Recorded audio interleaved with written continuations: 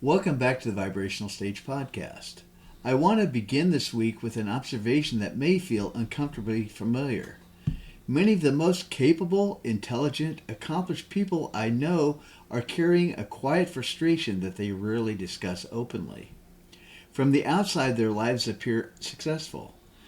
Their responsibilities are being managed, their careers are functioning, their organizations are moving forward, their families are cared for, their obligations are being fulfilled.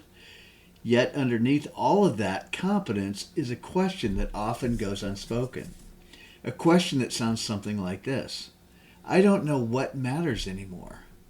Not because nothing matters, but because everything seems to matter. And when everything feels important, something interesting happens. The ability to distinguish meaning from urgency begins to erode. The hidden cost of success. One of the greatest paradoxes of leadership is that many of the skills that create success can eventually create confusion. Think about what high-performing professionals spend their lives doing: assessing priorities, solving problems, managing resources, responding to challenges, making decisions, creating outcomes. Over time, they become exceptionally skilled at determining what requires attention. That skill becomes rewarded, promoted, celebrated, expanded. More responsibilities follow. More influence follows. More opportunities follow. More complexity follows. And because they are capable people, they continue adapting. They continue caring more. They continue managing more. They continue responding. Until one day they discover something unexpected.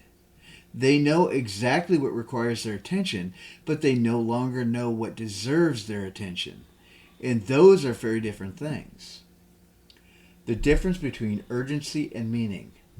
Urgency is loud. Meaning is quiet. Urgency sends notifications. Meaning rarely does. Urgency demands immediate response. Meaning patiently waits. Urgency tells you what needs to happen next. Meaning asks why any of it matters in the first place. Most modern professionals spend years developing sophisticated systems for managing urgency: calendars, project management tools, strategic planning, performance dashboards, operational reviews, productivity frameworks. All valuable, all useful, but very few people develop systems for protecting meaning. And when urgency is allowed to dominate long enough, meaning gradually becomes harder to hear. Not because it disappears, but because it becomes drowned out. The signal-to-noise problem. In business, we understand signal-to-noise ratio. The more noise enters the system, the harder it becomes to identify useful information. The signal may still be present, but it becomes increasingly difficult to detect. I believe many successful people are experiencing exactly this phenomenon internally. The signal is still there, the signal that knows what energizes you, the signal that knows what creates genuine fulfillment, the signal that knows what kind of life you actually want to live, the signal that knows what truly matters. But it has become buried beneath years of competing inputs. Expectations, responsibilities, obligations, performance metrics, financial concerns, professional demands, social expectations, family responsibilities. None of these are inherently bad, but together they create noise, and noise has consequences. When your life becomes a reactive system. Many organizations eventually become what they measure. The same is true with individuals. When your day becomes organized around responding, you gradually become reactive rather than intentional. Your attention is allocated by incoming demands. Your energy is allocated by emerging problems. Your focus is allocated by whatever appears most urgent. At first, this feels responsible. Later, it feels exhausting. Eventually, it becomes difficult to determine whether you are directing your life or merely managing its momentum. That is an important distinction because momentum and intention are not the same thing. Many people are being carried by momentum while calling it purpose. The life you optimized. There is another possibility worth considering. What if you haven't lost your purpose? What if you have simply optimized your life around objectives that no longer generate energy? This happens more often than people realize. A person builds a career, achieves goals, creates stability, acquires responsibilities, builds influence. And somewhere in the process, the system becomes optimized for maintenance rather than meaning. The organization of life continues functioning, but the experience of life becomes increasingly disconnected. The dashboard looks healthy. The operator feels depleted.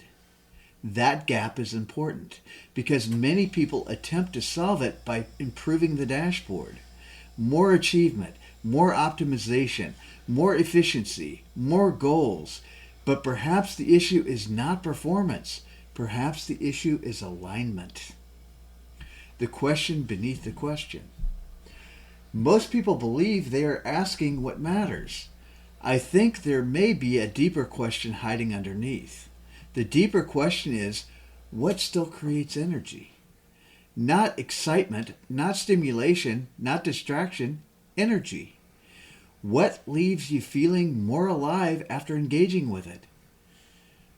What consistently feels meaningful regardless of circumstance? What remains important even when nobody's watching? What contribution still feels worthwhile when recognition is removed? These questions often reveal something interesting.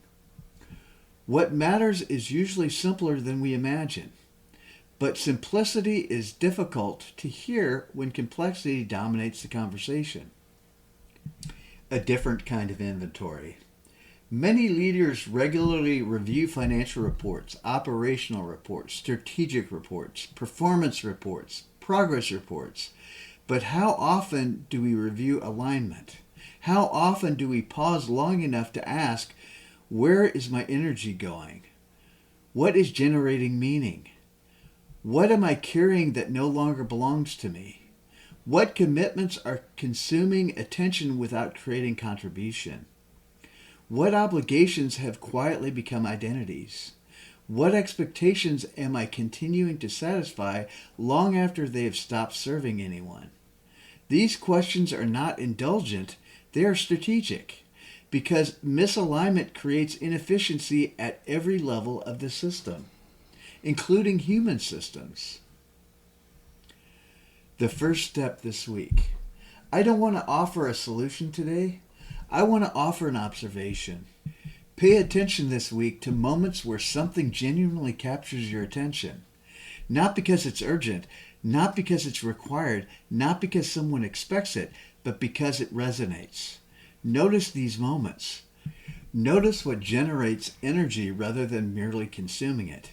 Notice what feels meaningful rather than merely necessary. Don't change anything yet.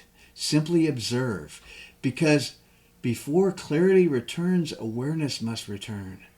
Before direction emerges, signal must become visible again. And before we can determine what matters, we must first learn to distinguish meaning from noise. In today's Vibe Shift blog, we begin exploring the practical side of this week's conversation by identifying the competing demands, expectations, and priorities that may be obscuring your ability to hear what truly matters. Closing. Perhaps the reason you don't know what matters anymore isn't because you've lost your purpose. Perhaps you're simply becoming exceptionally skilled at responding to what requires your attention. So skilled, in fact, that you've stopped noticing what deserves your attention. This week, begin listening for that difference. Because the signal may not be gone, it may simply be waiting beneath the noise. You continue the journey through today's Vibe Shift blog by following the link in the show notes.